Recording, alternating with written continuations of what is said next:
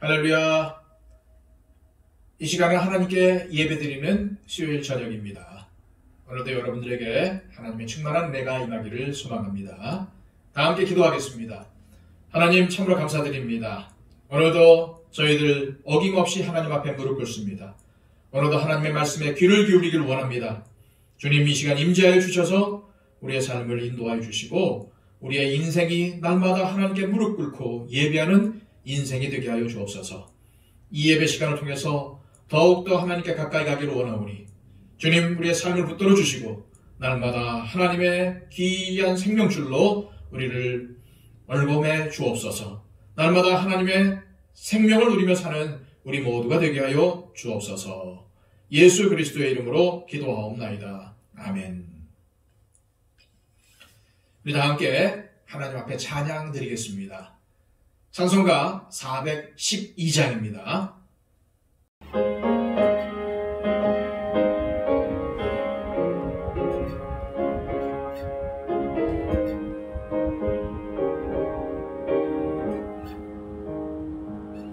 내 영혼을 극히 깊은 데서 맑은 가락이 울려나네.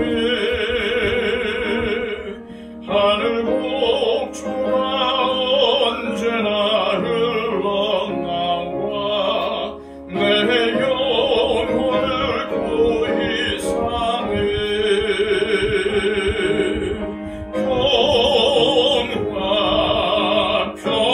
평화로다 하늘 위에서 내려오네. 그 사랑의 물결이 영원토록 내 영혼을 덮으소서. 내 맘속에 솟아난 이 평화는 깊이 묻힌 고배로다. 나의 보화를 캐내어 가져갈 자 그 아무도 없으리라.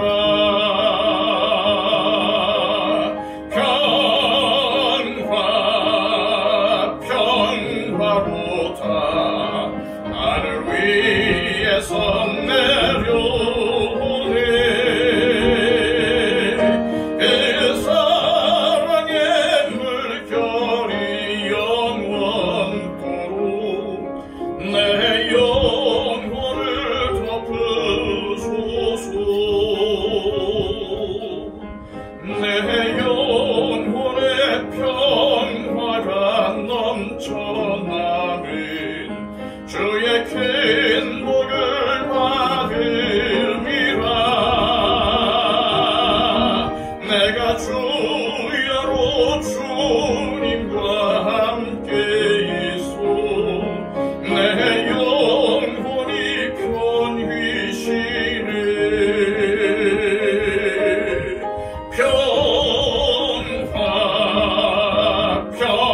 평화로다 하늘 위에서 내려오네.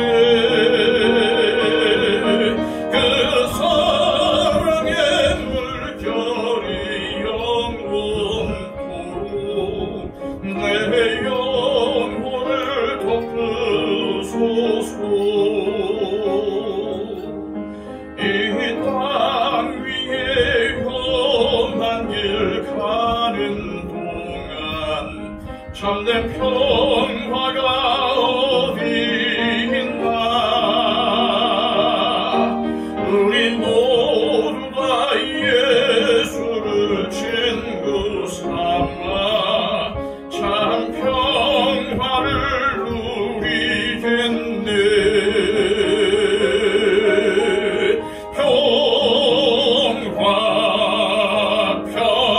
평화로다 하늘 위에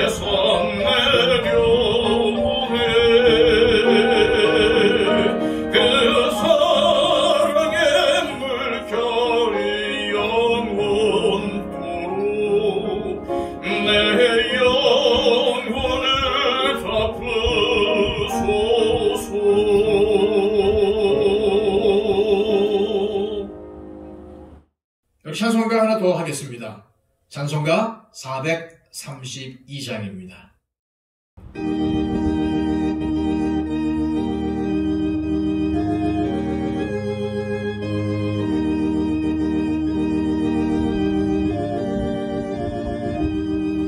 큰 물결이 설레는 어두운 바다 저 등대의 불빛도 희미한데 이 풍랑의 패조 항해하는 이 작은 배 사공은 주님이라 나 두려웠네 두려움 없도다 주 예수님 늘 깨어 계시도다 이 흉흉한 바다를 다 지나면 저 소망의 나라에 이르리라 큰 풍랑이 이 배를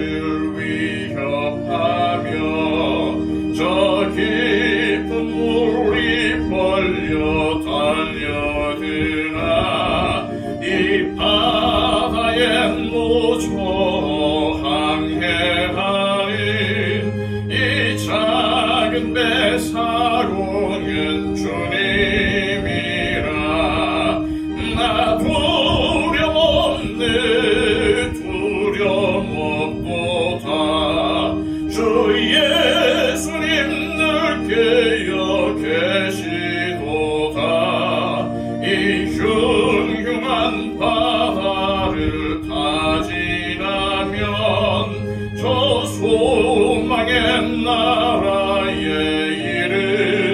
이르리라 큰 소리로 물결을 명하시면 이 바다는 고요히 잠자리라 저 동력이 환하게 밝아올 때 나 주와 함께 이 바다 건너가리 나 두려웠네 두려움 없도다 주 예수님 늘 깨어 계시도다 이 흉흉한 바다를 다 지나면 저 소망의 나라에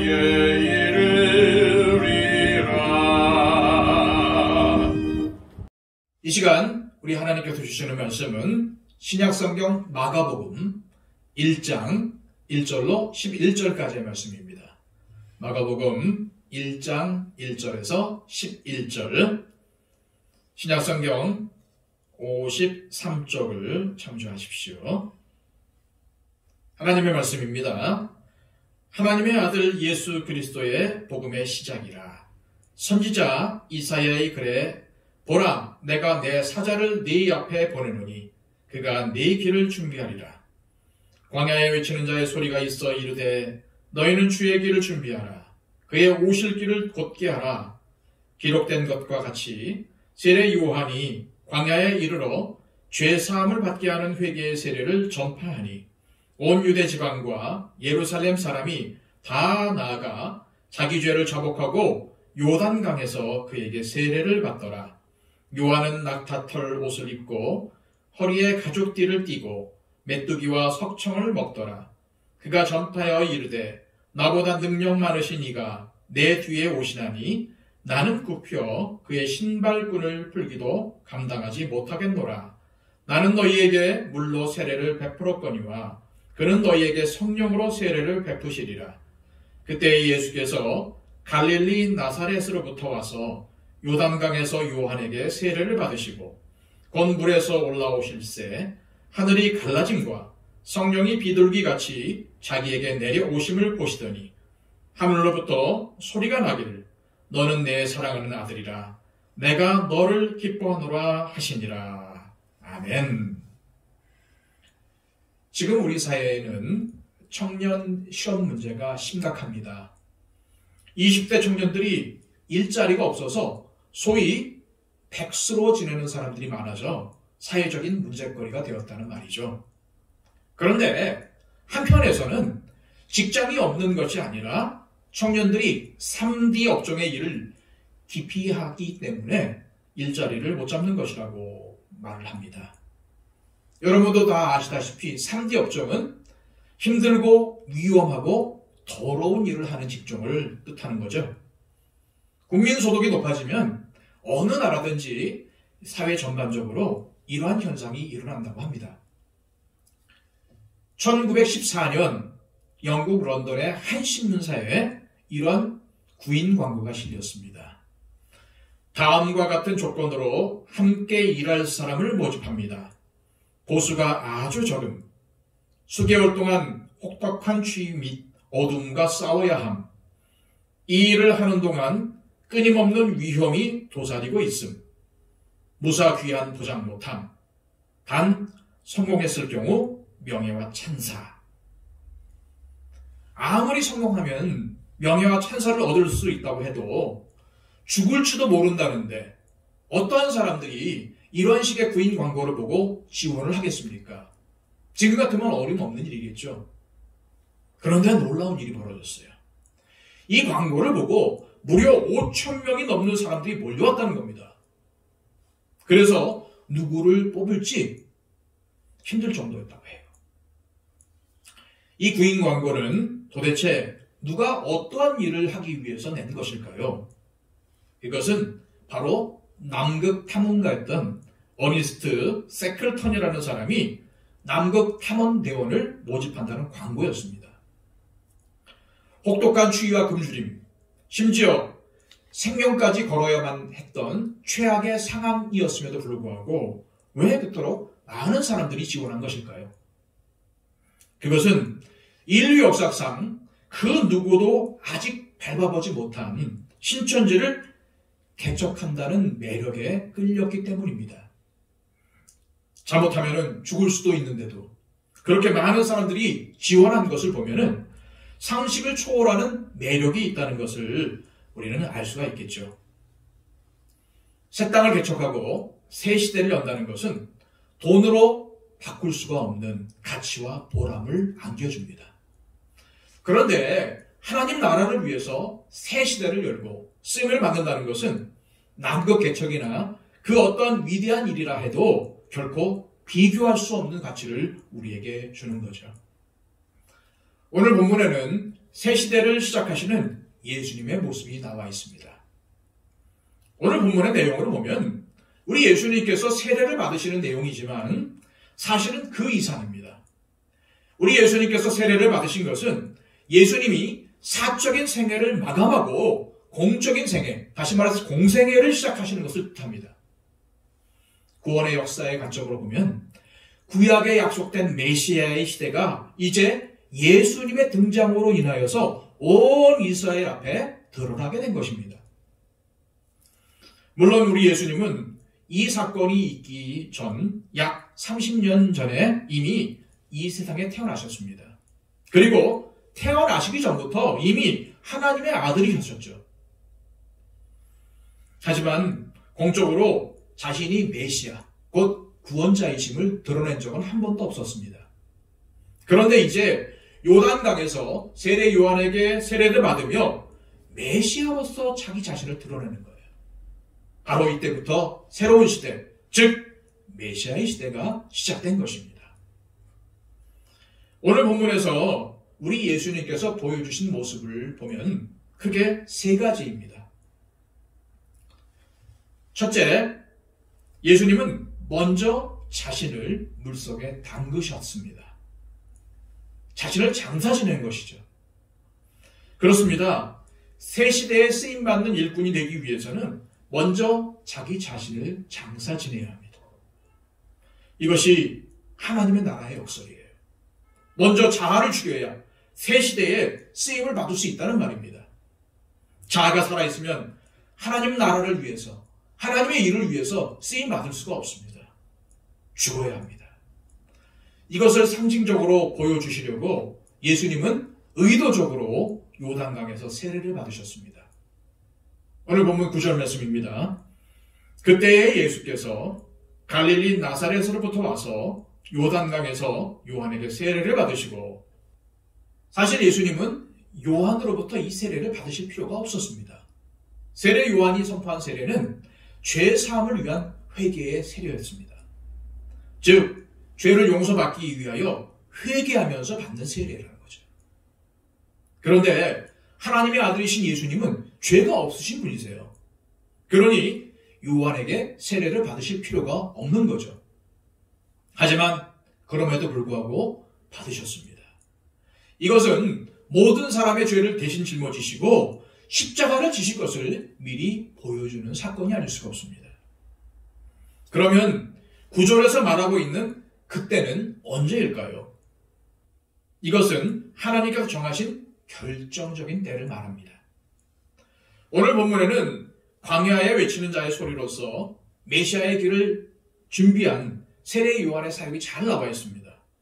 4절 5절 말씀입니다. 세례 요한이 광야에 이르러 죄 사함을 받게 하는 회개의 세례를 전파하니 온 유대 지방과 예루살렘 사람이 다 나아가 자기 죄를 자복하고 요단강에서 그에게 세례를 받더라. 그런데 이 요한의 메시지의 핵심이 무엇이었습니까? 7절과 8절 말씀입니다. 그가 전파하여 이르되 나보다 능력 많으신 이가 내 뒤에 오시나니 나는 굽혀 그의 신발끈을 풀기도 감당하지 못하겠노라. 나는 너희에게 물로 세례를 베풀었거니와 그는 너희에게 성령으로 세례를 베푸시리라. 이제 곧 새 시대, 곧 메시아의 시대가 오게 될 것이므로 회개함으로 그 시대를 준비하라는 것이죠. 이 세례 요한의 사역이 절정에 다다른 어느 날, 즉 하나님께서 정하신 이 결정적인 타이밍에 우리 예수님께서 모든 사람들 앞에 등장하신 것이죠. 그런데 메시아로 사람들 앞에 나오신 예수께서 가장 먼저 하신 일이 바로 뭐였습니까? 오늘 본문 말씀처럼 물속에 자신의 몸을 담그신 일이었습니다. 우리 예수님은 요단강에 머리에서 발끝까지 자신을 물에 담그심으로써 공생애를 시작하셨다는 말이죠. 이것은 우리 예수님이 앞으로 어떻게 하나님의 일을 행하실 것인지를 미리 보여주는 예시입니다. 자신의 모든 권리와 영광을 포기하고 십자가에서 죽기까지 순종하셨던 자신의 삶을, 자신의 몸을 물에 담그는 행동을 통해서 미리 보여주신 것입니다. 우리가 정말 그 예수님을 따르는 사람들이라면 우리도 그렇게 하나님의 일을 행해야 합니다. 다시 말해서 죽어야 한다는 말입니다. 머리만 아니라 손도, 입도, 발도, 그리고 전 인격이 다 죽어야 합니다. 그래야 하나님의 뜻이 살아나고 하나님 나라의 비전이 열리기 시작합니다. 그런데 우리는 이제 다 죽었다, 다 깨졌다 라고 하면서도 사실은 잘 죽지 못합니다. 죽었다고 말을 하지만 어떠한 상황이 벌어지면 죽었다고 하던 것이 다시 올라옵니다. 고개를 빳빳이 쳐들고 다시 나오는 것입니다. 그래서 관계가 깨어지고 가정이 깨어지고 교회가 분열되는 거죠. 그러므로 우리는 무슨 일을 하기 전에, 특히 그 일이 하나님의 일이라면 먼저 자신을 죽여야 합니다. 십자가에 못 박아야 합니다. 그렇지 않으면 예수 그리스도가 결코 우리를 통해서, 우리의 삶을 통해서 증거될 수가 없습니다. 새해가 시작되면 새해 결단을 하죠. 특히 담배를 피는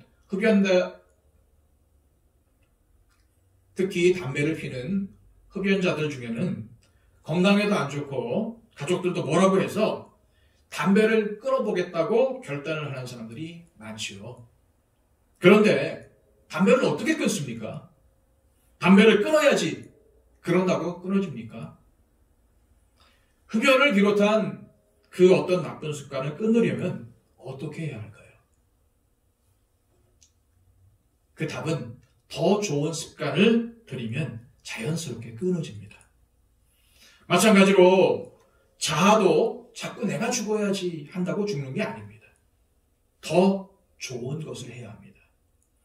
자아가 죽으려면 자아를 죽여야겠다고 해서 되는 게 아니라 예수님을 닮으면 됩니다. 예수님을 닮으면 내 자아가 죽게 되어 있습니다. 그렇다면 우리 예수님을 닮는다는 것이 무엇일까요? 예수님을 닮는 것 딱 두 가지만 생각하면 됩니다. 순종과 섬김입니다. 순종 그리고 섬김입니다. 그런데 순종이라는 것이 직장에서 윗사람이 나에게 이것 좀 해주시오 라고 하면 예 알겠습니다 라고 하는 그런 걸 말하는 것이 아닙니다. 그거는 당연히 해야 될 일이죠. 내가 당연히 순종해야 할 사람의 말을 듣는 것으로 예수님을 닮는 것이 아닙니다. 오히려 나와 비슷하다고 생각되는 사람, 아니 나보다 밑에 있다고 생각되는 사람에게 순종할 때 예수님을 닮는 거죠. 여기서 순종은 남의 밑에서 자발적으로 그 사람을 섬겨주는 것을 의미합니다. 나와 비슷하거나 나보다 밑에 있다고 생각된 사람이 와서 이것 좀 해주세요 라고 말할 때 속에서 욱 하고 지까짓 게 뭔데 라는 마음이 울릴 때 아니지, 저 사람의 부탁을 못 해줄 일이가 뭐가 있나, 그냥 내가 해주자, 내가 도와주자 하면서 해줄 때 예수님을 닮게 되는 것입니다. 섬김도 마찬가지입니다. 내가 당연히 섬길 사람을 섬길 때 예수님을 닮는 게 아니라 내가 섬길 필요도 없는 사람, 섬기고 싶지 않은 사람을 섬길 때 예수님을 닮게 되는 것입니다. 하나님의 아들이시면서 이 땅에 오셔서 십자가에 죽기까지 하나님 아버지께 순종하신 우리 예수님.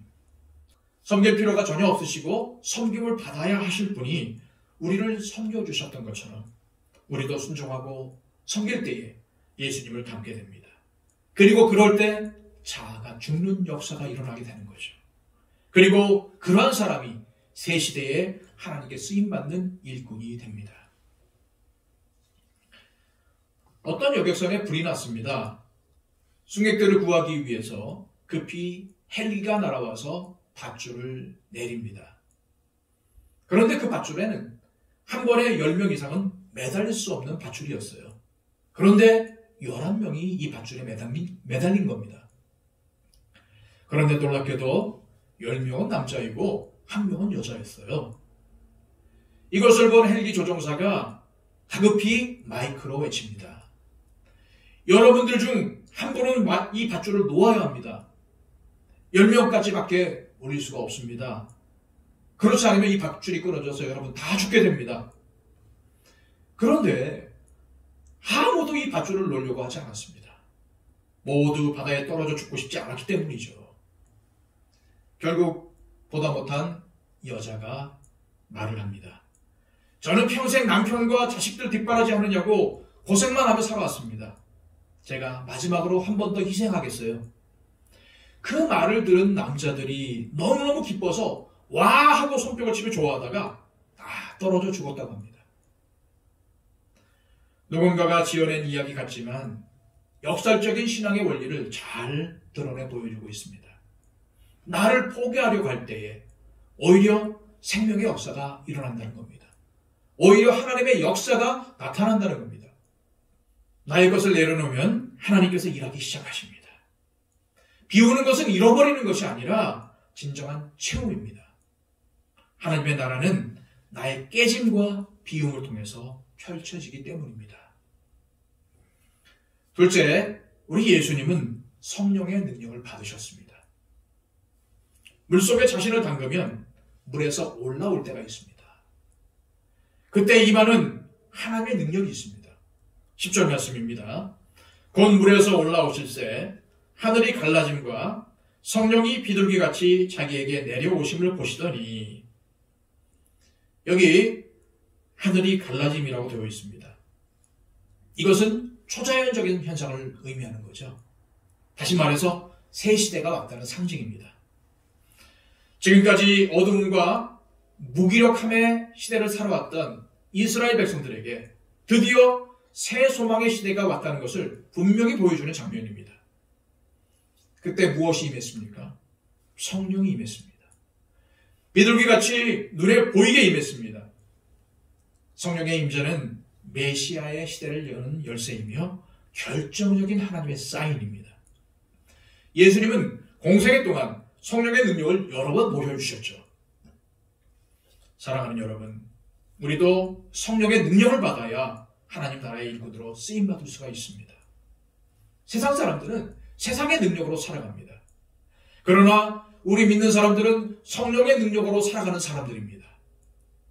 성령의 능력으로 살아갈 때 진정한 능력이 나타납니다. 귀신이 떠나가고 어둠의 권세가 도망가게 됩니다.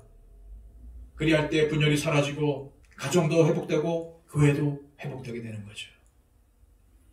그런데 이 시대의 교회가 성령의 능력보다는 인본주의적인 방식으로 일할 때가 얼마나 많습니까? 기업의 경영 원리가 교회의 성장의 원리인 것처럼 들어오고 영적 능력을 잃어버린 그러한 모습으로는 이 세상을 변화시킬 수가 없습니다. 다른 것은 조금 부족해도 성령님의 임재가 있는 군사들이 필요합니다. 거룩함과 진실함을 보여줄 수 있는 주님의 참된 제자들이 필요합니다. 이러한 사람들이 바로 저와 여러분들이길 소망합니다. 그리고 셋째로 우리 예수님은 하나님의 인정을 받으셨습니다. 새 시대에 쓰임받는 일꾼이 되기 위해서는 먼저 자신이 죽어야 합니다. 그 다음으로는 성령의 능력을 받아야 합니다. 그리고 또 한 가지 필요한 것이 있는데 그것이 바로 하나님의 인정을 받는 것입니다. 온 세상이 다 칭찬해도 하나님께서 인정하지 않으신다면 그것은 의미가 없습니다. 예수님은 사람들의 박수를 받으며 사람들의 갈채를 받으며 공생애를 시작하지 않으셨습니다. 예수님은 사람들의 인기를 끌기 위해서 사역하지 않으셨습니다. 요한복음에 보면 예수님께서는 모든 사람을 아시기 때문에 자신을 그들에게 의지하지 않으셨다는 말씀이 있습니다. 이처럼 우리 예수님은 사람들의 말에 좌지우지된 것이 아니라 오직 하나님의 음성만 듣고 일하셨습니다. 11절 말씀입니다. 하늘로부터 소리가 나기를 너는 내 사랑하는 아들이라 내가 너를 기뻐하노라 하시니라. 하나님은 공개적으로 예수님이 당신이 사랑하시는 아들임을 선포하셨습니다. 누가 뭐래도 우리 하나님께서 기뻐하시는 메시아임을 선포하셨어요. 예수님은 사람들에게 인정받기 전에 먼저 하나님의 인정을 받으신 것입니다.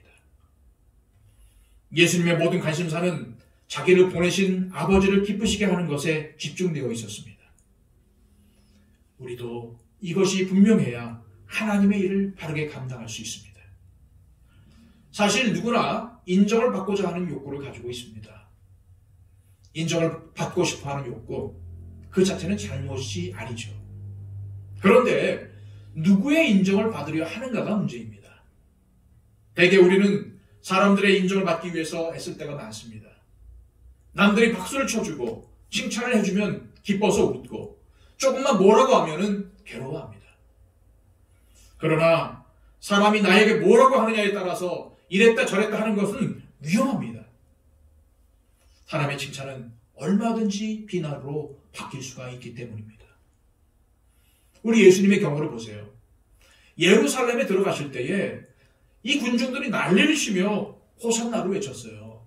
하지만 그 뒤로 며칠 후에 십자가에 못 박으라고 외쳤습니다. 그러므로 인간의 갈채를 바라면 위험합니다. 인기에 속으면 안 됩니다. 오직 한 분, 하나님의 뜻을 향해 달려가는 사람이 되어야 합니다. 왜 그렇습니까? 하나님만이 우리 인생의 마지막 때에 우리를 평가하실 분이시기 때문입니다. 이 세상에서 하나님 앞에 서지 않는 사람은 아무도 없습니다. 저와 여러분 언젠가는 죽습니다. 그때에 이 세상에서 아무리 큰 칭찬과 인정을 받았어도 하나님이 인정하시지 않는다면 정말 큰일입니다. 온 세상이 나를 몰라주고 또한 나를 비난한다고 할지라도 나를 사랑하시는 주님이 계시면 충분합니다. 모든 사람이 내가 실패했다고 조롱하고 비난해도 우리 주님이 기뻐하신다면, 주님이 나를 통해서 기뻐하신다면 내 인생 성공한 것이 아니겠습니까? 누가 알아주지 않아도 주님 한 분만으로 기뻐하며 달려갈 때에 우리를 통해서 새로운 시대가 열리고 우리는 새 시대에 쓰임받는 하나님의 일꾼이 될 것입니다. 새해가 밝았습니다.